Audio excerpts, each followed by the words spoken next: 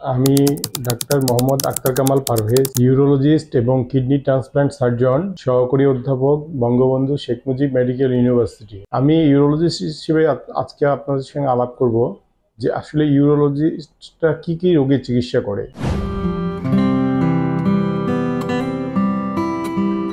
আমার আলাপের প্রথম বিষয় হলো কিডনি। কিডনি কিডনি কি কি সমস্যা হলে আপনি ইউরোলজিস্টের সঙ্গে যোগাযোগ করবেন।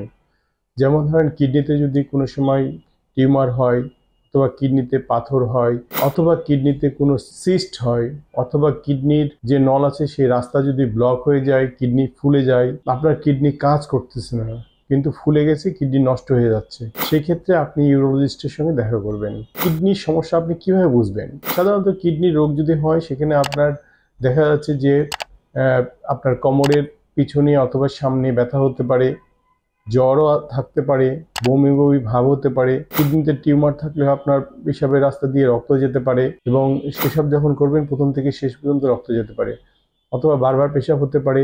আর কিডনি যদি ফুলা থাকে, কোনো কারণ ছাড়া অনেক সময় ফুলা থাকে জন্মগতর জন্য, তখন দেখা যায় যে সবসময় একটা কনকন ব্যথা কোমরের কাছে অথবা পেটের উপর ব্যথা করে। যে এই সমস্যা হলে তখন আপনি ইউরোলজিস্টের কাছে আসবেন। এইসব রোগ আমরা সাধারণত কিভাবে নির্ণয় করি? আমরা সাধারণত যেটা করি, একটা আল্ট্রাসোনোগ্রাম করে দেখি যে কিডনিতে কোনো পাথর আছে কিনা, বা টিউমার আছে কিনা, বা কোনো সিস্ট আছে কিনা, অথবা কিডনি ফুলে গেছে কিনা। আল্ট্রাসোনোগ্রাম পরে আমরা একটা পেশাব পরীক্ষা করি, একটা কিডনির ফাংশন দেখি যে কিডনিটা রক্ত পরীক্ষা করে বুঝি যে কিডনিটা কাজ করতেছে কিনা। দুই কিডনি অনেক সময় নষ্ট হয়ে গেলে তখন কিডনির যে পয়েন্ট, রক্তের পয়েন্টটা বেড়ে যায়। অথবা আমরা একটা এক্স-রে করে দেখি, যে এক্স-রেতে সাধারণত এক্স-রে দেখে আমরা নির্ণয় করি যে কিডনিতে পাথর আছে কিনা। তারপরে আমরা যদি দেখি যে কিডনিতে পাথর আছে বা টিউমার আছে অথবা কিডনি ব্লক হয়ে গেছে, তখন আমরা একটা সিটি স্ক্যান করি। সিটি স্ক্যান করার পরে আমরা রোগটা অ্যাকচুয়ালি কি কারণে তার এই সমস্যা, এটা রোগটা নির্ণয় করি। যদি কিডনিতে পাথর থাকে অথবা টিউমার থাকে অথবা কিডনি ফুলে যায় অথবা সিস্ট থাকে,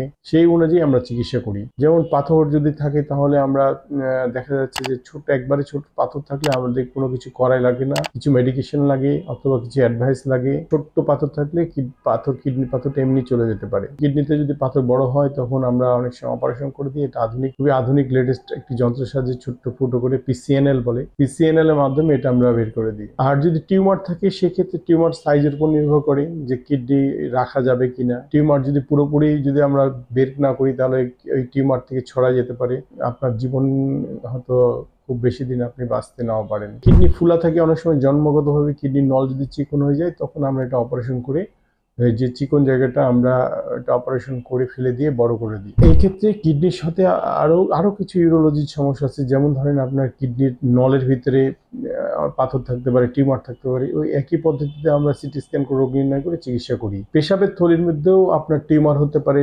এই পেশাবের থলির মধ্যে টিউমার যদি হয় তখন কিন্তু আপনার অনেক বেশি রক্ত যাবে, 3-4 দিন রক্ত যাবে, তারপর বন্ধ হয়ে যাবে, আবার কিছুদিন পর আবার রক্ত যাবে, এবং সাথে সাথে বারবার পেশাবে জ্বালা যন্ত্রণা হবে। তো পেশাবের থলির মধ্যে টিউমার হলে আমরা সাধারণত একটা আল্ট্রাসাউন্ড করে বুঝতে পারি যে টিউমারটা হয়েছে। তখন আমরা একটা অপারেশন করি, এন্ডোস্কোপির মাধ্যমে অপারেশন করে ওখান থেকে মাংস নিয়ে পরীক্ষা করে দেখি যে টিউমারটা কত দূর গেছে। যদি অনেক ভিতরে চলে যায় তখন কিন্তু অনেক সময় পেশাবের থলি আর রাখা যায় না, এটা পেশাবের থলিটা পুরোটাই রেডিকাল সিস্টেক্টমি বলে। তখন ওইটা আমরা পেশাবের থলিটা পুরোটা ফেলে দিয়ে পেটের সাইড দিয়ে আমরা একটা পেশাবের রাস্তা বের করে দিই। অনেক সময় পেশাবের থলিতে স্টোনও হতে পারে। স্টোন হলে তখন আমরা আসলে এটা স্টোনের সাইজের উপর নির্ভর করে। যদি ছোট স্টোন হয় তখন এন্ডোস্কোপির মাধ্যমে এটা অপারেশন করা যায়। যদি বড় হয় তখন এটা আর এন্ডোস্কোপির মাধ্যমে করা যায় না, তখন পেট কেটে পাথরটা বের করতে হয়। এছাড়া যদি সাধারণত ছেলে যেতে হয়, পেশাবের রাস্তায় পোস্টেট গ্ল্যান্ড বড় হয়, পোস্টেট গ্ল্যান্ড, যেটাকে বিনাইল ইনলার্জমেন্ট অফ পোস্টেট অথবা পোস্টেট ক্যান্সারও হতে পারে। পোস্টেট যদি বড় হয় তো এটা 50 বছরের পরে এটা হয় বেশি। আর যাদের ফ্যামিলি হিস্ট্রি আছে, যে তাদের বাবা অথবা দাদা এই রোগের ভুগছে, তাদের আবার 40 পরেই 40 বছরের পরে কিন্তু হতে পারে। তো সেই ক্ষেত্রে আমরা যেটা করি, যেটা একটা আল্ট্রাসাউন্ড করে নির্ণয় করা যায়, ইউরোফ্লোমেট্রি করে আমরা বুঝতে পারি যে তার পেশাবের ফ্লোটা কতটুকু সেটা দেখি, এবং আল্ট্রাসোনোগ্রাম করে দেখি যে আমরা প্রোস্টেটেড গ্ল্যান্ডটা কত বড় হয়েছে। আর একটা পরীক্ষা করি, রক্তের পরীক্ষা করি যে প্রোস্টেট গ্ল্যান্ডটা খারাপ না ভালো, ক্যান্সারের দিকে চলে গেছে কিনা, সেটা পিএসএ বলে। এটা করার পরে আমরা রোগ নির্ণয় করি। যদি প্রোস্টেট গ্ল্যান্ড বড় হয়ে থাকে, পেশাব না করতে পারে, রাত্রে বারবার উঠতে হয়, সেক্ষেত্রে আমাদের এন্ডোস্কোপিক সার্জারির মাধ্যমে এটা অপারেশন করে দিই, টিওআরপি বলে। এটা হয়তো 2-3 দিন হসপিটালে থাকা লাগে, তারপরে এটা ছুটি দিয়ে দিই। অনেক সময় যেটা ইয়াং বয়সে হয় যে ছেলেদের যদি স্ট্রিকচার হয়, মেয়েদেরও হতে পারে স্ট্রিকচার, মানে পেশাবের রাস্তা চিকন হয়ে যায়, সেক্ষেত্রে কিন্তু তাদের বারবার পেশাবের সমস্যা হতে পারে, পেশাবে জ্বালা যন্ত্রণা হতে পারে, এবং পেশাব অনেকক্ষণ ধরে বসে বসে পেশাব করতে হয় চাপ চাপ চাপ দিয়ে।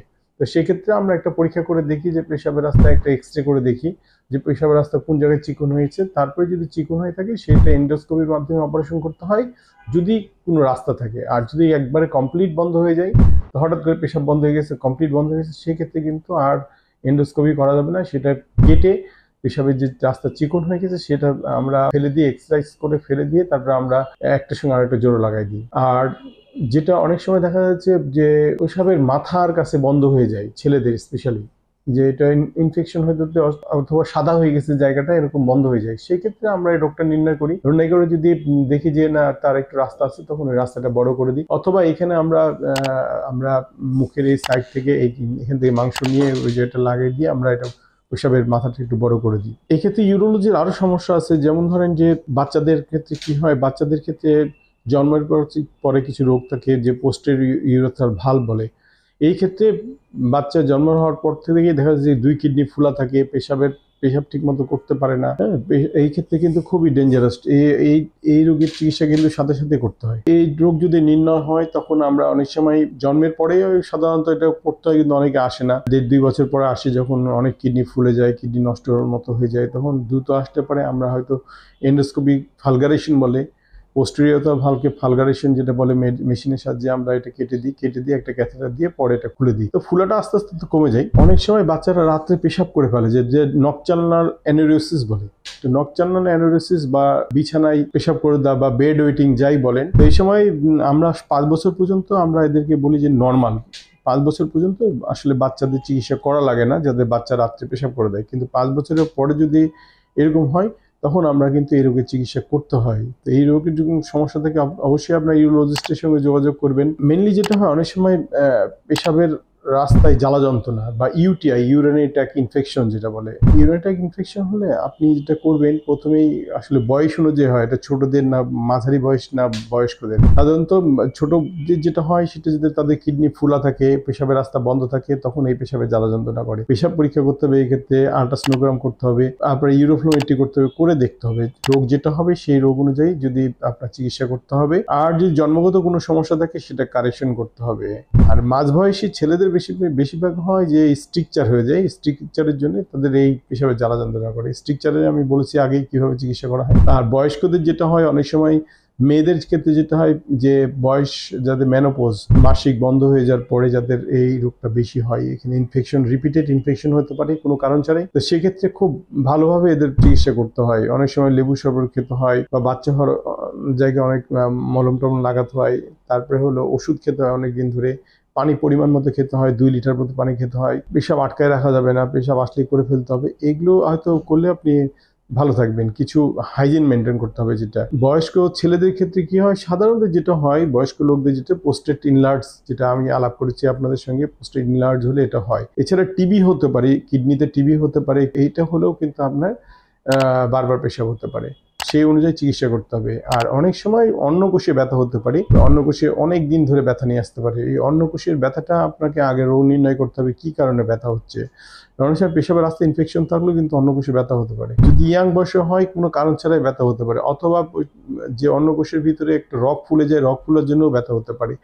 তো অ্যাকচুয়াল ডায়াগনোসিস করে আপনার অন্নকোষের চিকিৎসা করতে হবে। কোনো কারণ ছাড়া এত লাইফস্টাইল যদি আমরা কিছু বলে দিই, অনেক সময় অন্নকোষের যাদের অনেক দিন ধরে ব্যথা ভালো হয়ে যায়, যে আপনি এইভাবে চলাফেরা করবেন, ভালো হয়ে যায়। তো অন্নকোষে রগ ফুলা থাকে, যেটা ভেরিকোসিল বলে। ভেরিকোসিল থাকলে, ভেরিকোসিলে কিন্তু সবার চিকিৎসা লাগে না, সাধারণত 2-3 ক্ষেত্রে চিকিৎসা লাগে। যারা হলো ইনফার্টিলিটি, বাচ্চা হচ্ছে না, এদের ক্ষেত্রে, অথবা যারা ল এনফোর্সে যারা চাকরি করবে, আর্মি, পুলিশ, ট্রাফিক, তাদের ক্ষেত্রে কিন্তু এই চিকিৎসা লাগবে। অথবা যদি অনেক পেইনফুল থাকে তখন এই ভেরিকোসেলের চিকিৎসা লাগে। আদারওয়াইজ ভেরিকোসেলের চিকিৎসা কিন্তু আমরা করি না, এটা চিকিৎসা লাগে না, জাস্ট কিছু অ্যাডভাইস করে দিয়ে এর মাধ্যমে কিন্তু সে অনেকদিন ভালো থাকে। অথবা আরও কিছু রোগ আছে যেমন হার্নিয়া, হাইড্রোসিল, যেটা অন্নকোষটা ফুলে যায়, সেটা অনেক সময় এগুলো আল্ট্রাসাউন্ড করে আমরা দেখি।